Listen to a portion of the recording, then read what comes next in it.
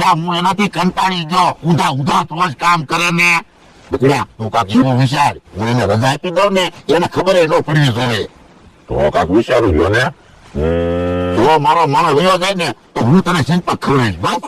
Scene પાક નહીં હોય, સીન પાક તો હું લેવો જ છું ને. 500 રૂપિયા આપજો. કે હારું 500 રૂપિયા આપીશ બસ. મને એક વિચાર આવ્યો.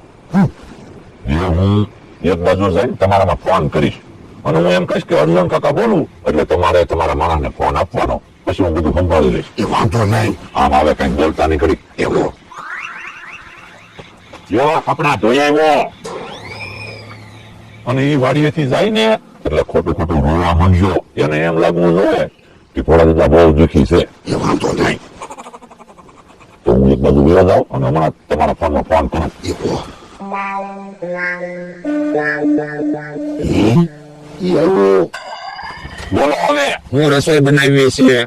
સરખું કેજો પછી મને નો ખીજાતા કે અત્યારે રસોઈ નથી બનાવી. તું કપડા ધોઈ થાકી ગયો છે. ઘડીક બે. એ હારું. ફોન કોનો આવ્યો? હલો બોલો.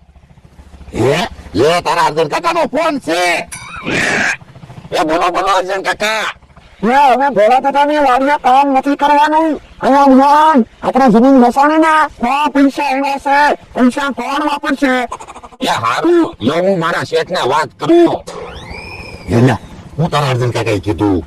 એને એમ કીધું હવે આપણા ગામ વયો આય.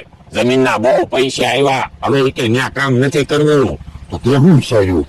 એ અર્જુન કાકાએ કીધું તો મારે તો મારા ગામ જવું જ પડશે ને.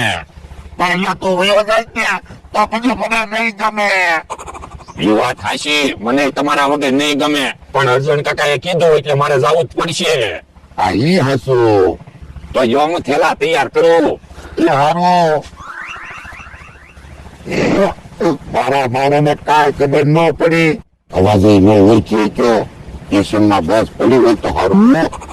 અરેડા યોલા હું જાઉં. એટલે 5 મિનિટ પહોંચી જાય. અને તમે ત્યાં તમારી તબિયતનું ધ્યાન રાખજો. એ વાંધો નહીં. જો મારો મને જો. હા